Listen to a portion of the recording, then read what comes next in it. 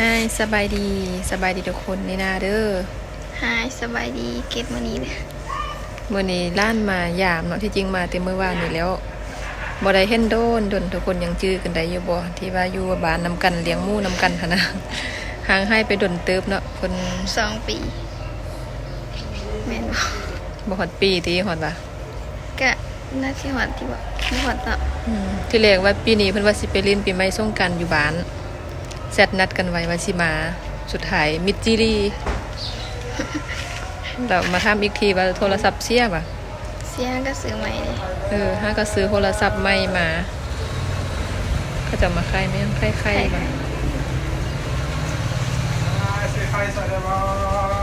แตะเขาได้แตะหนึ่งเขาได้ใครมันมี2 ราคามี65กับ75เขาจะมาขายใครไปเบิ้งบอลนู่นนี่เบิ้งใครเขาจะมาขายนะไปเบิ้งดูเบิ้งกัน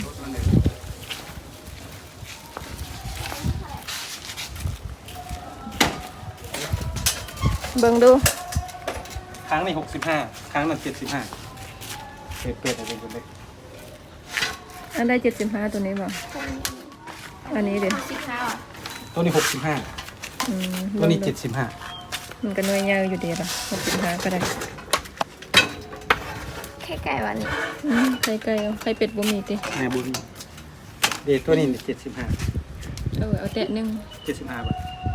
65เอาซะ65เนาะเอาแตะนึงบ่มีเงินเอาตัวทึกเอาเต้นวะเอาแตะนึงเอาไหมเดี๋ยวว่ามีคนละแตะว่ะพากันถ่ายคลิปดินอยู่พอดีมาถึงจังหวะแตะนึงจะมาเลาะค่าอยู่นี่ทุกมื้อนึงประมาณอาทิตย์นึงเทื่อนึงก็คิดว่าเป็นรถค่ายมักส้มเด้อหั่นรถค่ายใครจะเป็นคนลาวบ่นั่นแล้วคนลาวบ่ยักคือเนาะแล้วคนเรียนซื้อนี่ก็ดีจงบ่ได้ไปซื้ออยู่ตลาดจ่ายวันเพได้บ่ได้อยู่เอาแตะนึง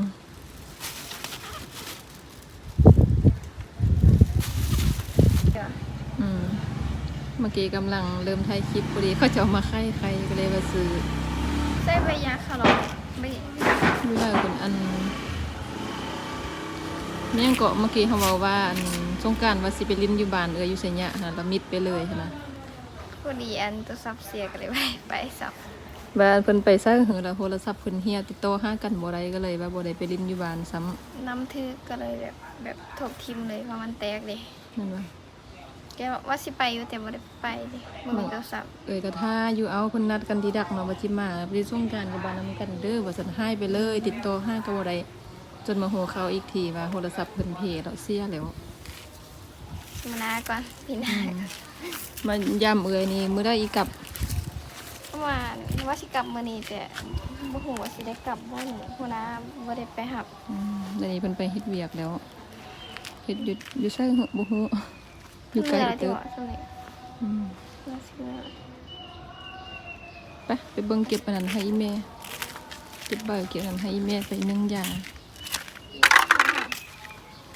อยู่น่ะเขาเป็นน่ะอีกเพิ่นขึ้นฮอดแล้วเพิ่นก็มายามน่าจะมีคนตื้อได้อยู่มั้งยาขึ้นไล่เติบอายุก็14 ปี14บอกกี่มื้อนี่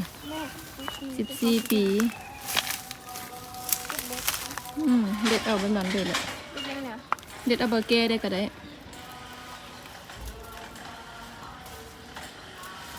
เอาไล่บ่เอาไล่เติบไปนึ่งทำยาให้เราใบนี้บ่ตัวเราบ่หาเก็บให้เบอร์อันนี้นี่แหละก็มีเบอร์นาดก็เบอร์นาดแต่ว่าบุมีก็เลยมาเก็บแต่เบอร์อันนี้อยู่นี่ทุกมือไปนึ่งให้เราอาการเราดีขึ้นไล่ก็ตอนละมาทำอิดพันนะขยับเทียบสิบได้ให้กระพานไปช่วงเดือนหนึ่งบ่เอาของหม้อมาเดี๋ยวนี้เพิ่นก็นั่งได้แล้วก็ใส่ไม้คันเทาอันนั้นนะซีค่าหันย่างก็ย่างไปได้นิดนึงหรอกก็ถือว่าดีอยู่ทำนี้โอเคป่ะอะไรอีกบ่เอาไล่อีกก็ได้เด็ดได้ไล่เราเป็นนึ่งเมื่อเดียวมันก็เหี่ยวตัวนี้ดีเห็นมันเป็นนะบ่โหบ่ได้บ่ใบอันนี้นะโหแต่ใบยาคิโลค่ะเนี่ยไม่มีหรอกมันมีดอกนี่ใบแก่หันเด็ดเอาหมดเลย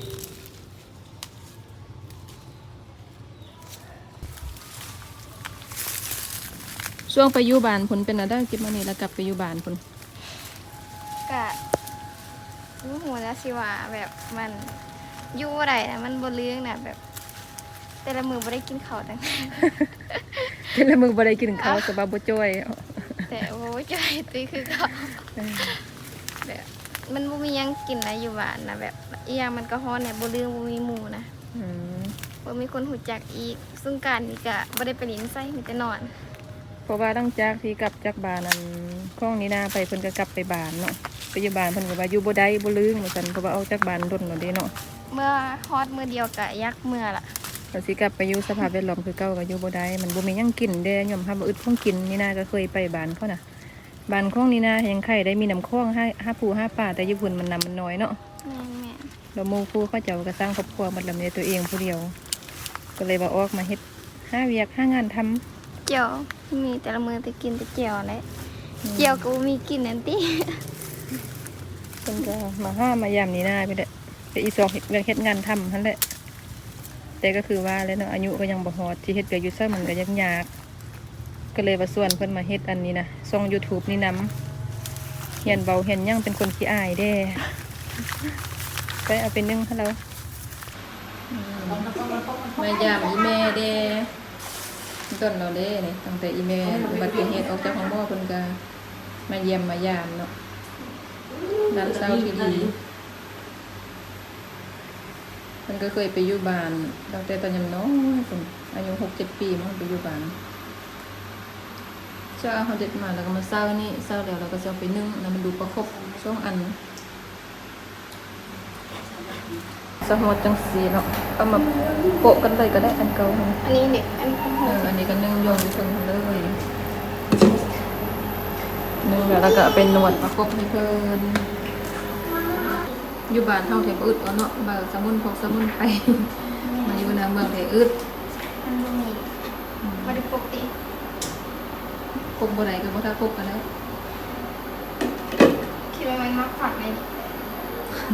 คือ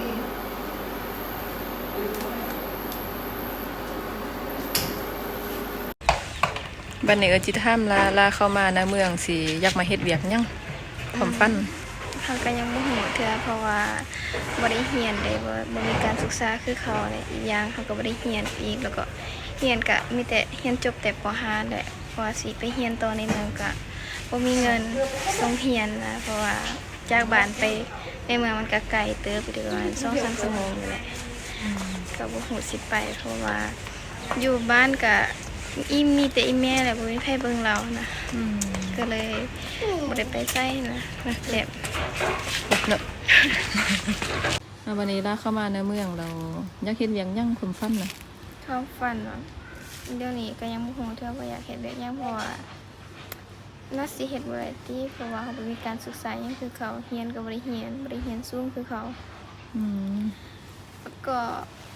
บ่ได้เรียนคือเขายังบ่มีเงินไปเรียนต่อเด้พ่อแม่อยู่บ้านก็เพิ่นก็บ่มีเงินให้ไปเรียนต่อมีแต่เรียนจบม .5 แล้วก็แล้วมีแต่เอาพ่อมีลูกอยู่บ้านนะ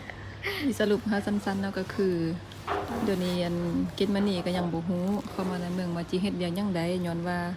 ระดับการศึกษาก็บ่สูงเรียนจบแต่ป .5 เนาะอยู่บ้านเนาะเนื่องจากว่าอยู่บ้านเขาบ่มีโรงเรียนมีฮอดแต่ป .5 สันสมุทรว่าเฮาบ้านมันอยู่ไกลเนาะจากตัวเมืองไปขับรถก็ประมาณ2 ชั่วโมงปลายพุ่นแหละเป็นแถวชนบท ทางก็โคตรเปื้อนเลย ทาง นะ กับเปื้อนเราบ่มีโรงเรียนกันเขาจบป .5 แล้วเขาอยากไปโตมัธยมบ่เขาก็ต้องไปสอบหาเรียนอยู่ตัวเมืองหรือว่าอยู่บ้านอื่น ซึ่งมันก็ไกลเรามันบ่สะดวกครอบครัวก็บ่ค่อยมีเนาะ แล้วก็ญาติพี่น้องยังก็บ่มีอยู่ในเมืองแล้วก็บ่ฮู้จักไผอีกไปสิไปจังได๋เขาก็บ่ฮู้เลย แล้วก็พ่อก็บ่มีเนาะพ่อหาก็เสียไปปีกายแล้วนี้ก็เหลือแต่แม่ก็สุขภาพบ่ค่อยดี แม่น ปีกายนี้แม่ก็มาเข้าห้องหมอเนาะ แม่นเขา เจ็บอันท้องเจ็บหยังนี่แหละก็ยังบ่ให้ดีคือเราอยู่บ้านตัวนี้ยังไผอยู่บ้านหั่น มีแต่อันร้านนั่นแหละร้านแล้วก็อีแม่หั่นแล้วก็เอ้ยก็เพิ่นบ่ได้อยู่บ้าน มีแต่แม่หั่นเลี้ยงหล้าน แม่น 4-5 คนในร้าน ล้าน4-5 คนล้านผู้ใหญ่สุดหันอันนี้จักปีล้านหันนะ ประมาณ11ปีเนี่ย 11 ปีผู้น้อยสุดเด้จักปี 2 ปี เออ ปีหนึง เราเลี้ยงผู้เดียว4-5 คนหันนะ แม่น ร้านก็ออกบ่ฟังความเนี่ยแบบบ่มีไผเฮ็ดเวียกซอยเรานะครับไปเนี่ยมีแต่เราผู้เดียวเลยแบบนี้เอื้อยก็บ่ได้อยู่แล้วเพิ่นก็กลับเฮือนผัวละ อืมเพิ่นทันอยากมาเฮ็ดเวียกคันอยู่บ้านก็คือว่าเนาะอายุซ้ำนี่14 15สิบางคนก็ได้สร้างครอบครัวแต่งงานแล้วแต่ว่าล้านก็บ่อยากเป็นแบบนั้นด้วย แม่ ความ น ส ปี ภาพ กา แวด ย ล้อ นี่ ม แหละสงกรานต์เพิ่งสงกรานต์นี่แหละเมื่อบ้านเบิ่งหมู่แต่ละคนเอาผัวเอาเมียหมดละ มีลูกหม มี ด ลูก4-5คนละแต่อายุเขายัง13-14ปีบ้านนั่นแหละว่าแบบมีแฟนอยู่นํกันก็เลยแบบมักกันยังบ่ได้เอาเลยนะหมู่แต่ละคน แต่ว่าลาเดี๋ยวนี้คันสิมาเฮ็ดเวียกอยู่ในเมืองนี่อายุซ้ำนี่ใช่มันก็อยากสอบเวียกยากแล้วก็ระดับการศึกษาเขาก็บ่ถึงเนาะเขาก็จบแต่ประถมหนึงเอ้ยก็ว่าจังซี่ว่าถ้ามาอยู่นำก็ว่าสิเฮาเฮ็ดเกี่ยวกับออนไลน์เฮ็ดช่อง YouTube เฮ็ดอีหยังไปจังซี่แหละต้องได้เรียนหลายอย่างสิมาสู่ชีวิตสู่สังคมใหญ่ในเมืองอะนะมันต้องได้ฮู้หลายอย่างเดี๋ยวนี้อันดับแรกล่ะต้องเรียนเว้าก่อนเว้าให้มันแจ้งให้มันชัดเจนหากาเว้ากาว่า ที่อายสุดเฮ็ดหยังก็บ่กล้าต้องได้มาเรียนอันนี้ก่อนกันว่าล้านสิเฮ็ดช่อง YouTube ก็ฝากทุกคนไปกดติดตามเฮาเด้อเดี๋ยวนี้ก็ยังบ่ทันเฮ็ดคิดว่าต่อหน้าไปก็สิได้เรียนนะเพิ่นเฮ็ดนั่นแหละไปเฮ็ดเวียกก็อายุบ่ฮอดเทื่อบัตรประจำตัวยังบ่มีเนาะบัตรประชาชนเนาะ เฮ็ดยังบ่ได้ปีกายนี่ไปเฮ็ดแล้วเพิ่นว่ายังเฮ็ดบ่ได้ เพิ่นเอาอายุจักปีขึ้นก็เฮ็ดบัตรประจำตัว 15ขึ้นไป อายุ15ปีจึงเฮ็ดบัตรประชาชนได้ สูงสุด15ปีขึ้นไปประมาณนั้นแหละประมาณนั้นเฮ็ดได้อยู่ ก็มาย่ำน้ำเอยก็อยู่น้ำเอยดนๆก็ได้บ่เป็นหยังคันยังบ่ได้เฮ็ดเวียกเฮ็ดว่าอยู่เช้าเทื่อนะ เดี๋ยวนี้ก็อุกใจหัวสิไปใส่ อยู่น้ำเอยนี่ก่อนเอยสิฮักสิส่วนสิพาเฮ็ดซ่อนในเอยก็บ่ได้เฮ็ดเวียกเบิ่งอีแม่มีเฮาเบิ่งตกเวียกตกงานคือกัน โอเค เดี๋ยวถ้าได้เฮ็ดเราสิฝากจ้องให้ทุกคนเบิ่งเด้อคลิปนี้ก็พอกันเท่านี้ไว้เจอกันคลิปต่อไป บ๊ายบา บ๊ายบาย ย